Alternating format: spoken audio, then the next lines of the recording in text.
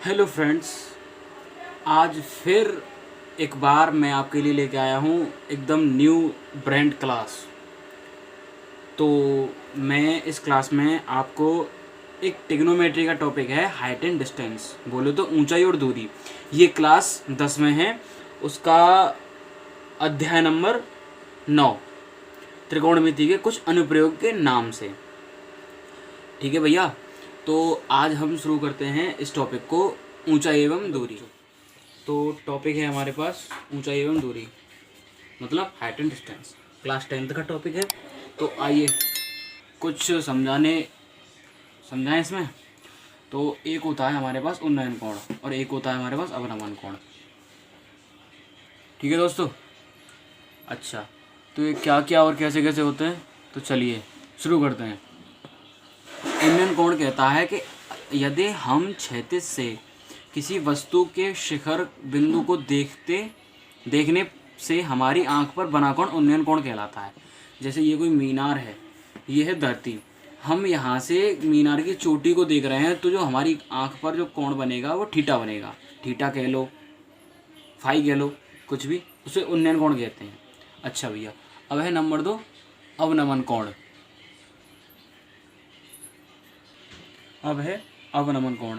यदि हम ऊर्ध्वाधर से किसी भी वस्तु को क्षैतिज की ओर देखने से हमारी आंख पर बना कोण अवनमन कोण कहलाता है। मीनार है कोई, मीनार की अगर चोटी से हम धरती के किसी भी पॉइंट को देखें तो जो हमारी आंख से जो कोण बनेगा वो अवनमन कोण बनेगा। ठीक है भैया, इतना क्लियर हुआ। बस इसमें 2 ही पॉइंट हैं हमारे पास, एक ये और एक ये। अगर ट्रिग्नोमेट्री की क्लास किसी ने नहीं देखी तो जाके देखो, लिंक डिस्क्रिप्शन में है। 3 क्लास हैं, तीनों देखो, क्योंकि उसमें साइन से लेकर कोसेक तक जितने भी मान हैं मैंने समझाए हैं, उसमें जो मान है यहाँ पर उसका यूज़ बहुत ज़्यादा होगा। तो आइए एग्जांपल करते हैं भाइयों। क्वेश्चन है हमारे पास कि एक मीनार है, उसके शीर्ष का उन्नयन कोण उसके पाद से, पाद मतलब उसके बिल्कुल मिड पॉइंट से, मतलब जो धरती का पॉइंट है वहाँ से 5√3 मीटर की दूरी पर 60 अंश का कोण बनाती है। तो भैया मीनार की ऊंचाई याद करनी है हमको। ठीक है, तो आइए शुरू करते हैं क्वेश्चन। हाँ तो भैया, मीनार है, मीनार से 5√3, ठीक है भैया, √3 मीटर की दूरी पर 60 अंश का उन्नयन कोण बनाती है। मतलब हम यहाँ खड़े हैं, हम मीनार की चोटी को देख रहे हैं, उसके पाद से 5√3 मीटर की दूरी है, मतलब यहाँ से यहाँ तक की दूरी ये है हमारे पास। अच्छा, और ये दूरी मीनार की जो है हमको h ज्ञात करनी है, मतलब उसकी हाइट हमको ज्ञात करनी है। ठीक है भैया। अच्छा, ट्रिग्नोमेट्री में मैंने बताया था लाल बटे कक्का, LAL बटे KA। ठीक है, ये पॉइंट बताया था मैंने। लंब आधार मतलब L बटे A, यानी कि L बटे A किस में होता था, tan थीटा में। ठीक है, तो tan थीटा बराबर h/5√3। ठीक है भैया, तो tan थीटा का मान, मतलब tan थीटा कितना है, 60, h/5√3, tan 60 का मान होता है √3। अच्छा, √3 बराबर h/5√3, तो यहाँ से h का मान निकल के आया हमारे पास 150 मीटर। 150 मीटर लंबी मीनार है भैया हमारे पास। ठीक है। सवाल नंबर 2, एक स्तंभ की छाया की लंबाई स्तंभ की ऊंचाई से 1/3 गुना है, सूर्य का उन्नयन कोण ज्ञात करना भैया। तो हमारे पास डायग्राम है भैया, ABC ट्रायंगल है,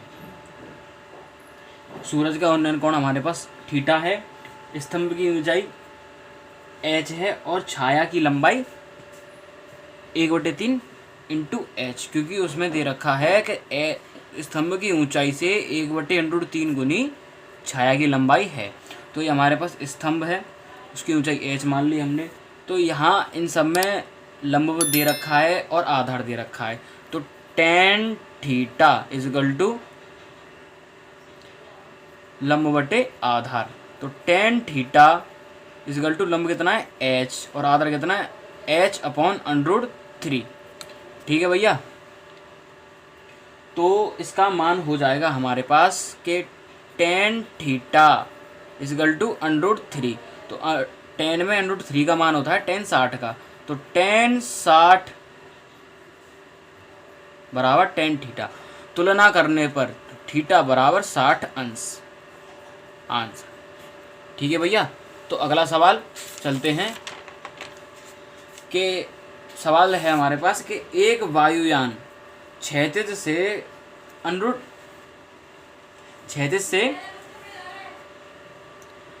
30 अंश का कोण बनाता है और उड़ता है। 150 मीटर उड़ जाता है जमीन से। वायुयान की ऊंचाई ज्ञात करो।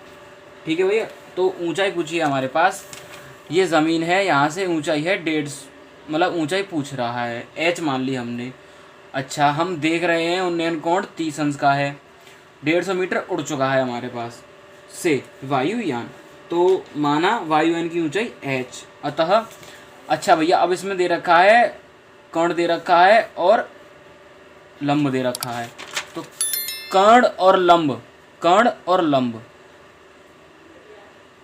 किस में होते हैं? हाँ तो भैया, लंब बटे कर्ण साइन थीटा बराबर h/150।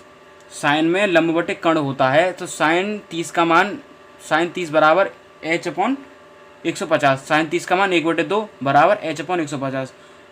तो 2 से कटा 150 75 बार, तो h बराबर आ गया 75 मीटर। ये इसका आंसर हो गया।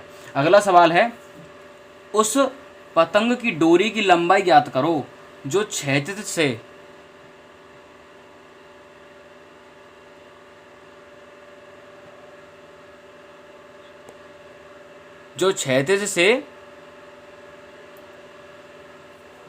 30 अंश का कोण बनाते हुए 75 मीटर दूरी पर उड़ रही है।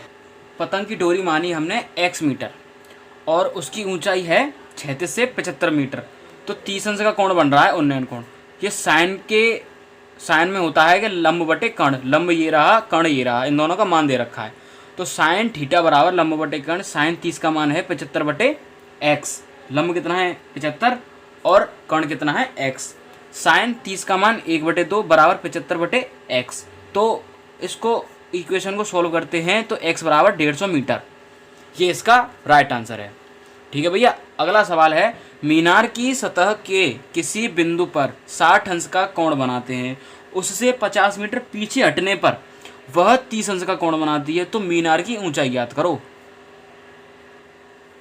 ये हमारे पास मीनार है, इससे 30 अंश का कोण बन रहा है 50 मीटर की दूरी पर, सॉरी x मीटर की दूरी पर, माना हमने x मीटर मान लिया।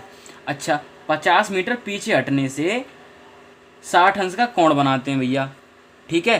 तो अब मीनार की ऊंचाई ज्ञात करनी है हमको। दोनों कोण उन्नयन कोण हैं। हाँ तो भैया, अब पहले अंदर वाले त्रिभुज में, ट्राइंगल ABC में, tan 60 बराबर h/x, लंब बटे आधार। tan 60 का मान √3 बराबर h/x। यहाँ से x पक्षांतर कर लिया तो x बराबर आ गया h/√3। ये नंबर दे दिया हमने इक्वेशन नंबर फर्स्ट।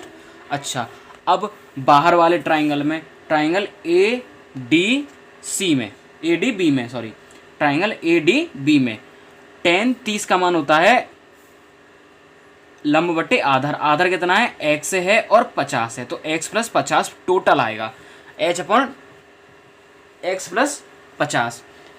tan 30 का मान होता है 1/√3 बराबर h/x + 50। यहाँ से इक्वेशन को सॉल्व करते हैं तो इक्वेशन आती है हमारे पास h + 50 बराबर h/√3। अब इक्वेशन नंबर फर्स्ट से h/√3 बराबर x का मान हमने इक्वेशन नंबर फर्स्ट से रखा यहाँ पे h/√3 धन 50। इनको पक्षांतर करने के बाद h का मान आया हमारे पास 25/3 मीटर। यही इसका आंसर है और यही मीनार की ऊंचाई है 2503 मीटर। ठीक है भैया, अब चलते हैं लास्ट सवाल पर और मोस्ट इम्पोर्टेंट क्वेश्चन पर। इसके बाद अगली क्लास मैं कराऊंगा और कोई टॉपिक की, ये क्लास यहाँ फिनिश होती है। तो आइए चलते हैं लास्ट क्वेश्चन, क्वेश्चन नंबर 6। मीनार पर एक झंडा खड़ा है। ठीक है भैया, यहाँ तक हमने मान ली ये कोई मीनार है, ये कोई मीनार है। ठीक है, उसके ऊपर ये कोई झंडा है भैया। ठीक है, इतना बड़ा यहाँ से लेके यहाँ तक झंडा है।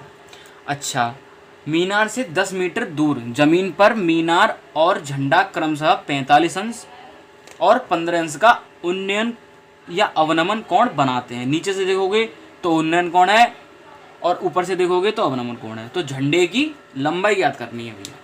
ठीक है, तो भैया ये सवाल आपको सेम इसी तरह करना है। ठीक है, ये क्वेश्चन आपके लिए होमवर्क।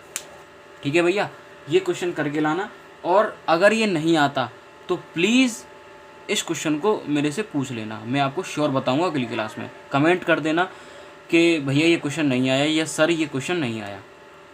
ठीक है, तो भैया ये क्लास आपको अच्छी लगी होगी। बहुत छोटी क्लास है और क्वेश्चन भी बहुत प्यारे प्यारे हैं इसमें, बहुत इजी भी हैं। ठीक है, 10th क्लास के लिए। तो आई होप आप शेयर करेंगे, लाइक करेंगे, और जो भी भैया नए हैं वो जाके मेरी वीडियो को सब्सक्राइब करो। Thank you. ऐसे ही मैं वीडियो लाता रहूँगा और मेरे चैनल पर बने रहें। Thank you so much.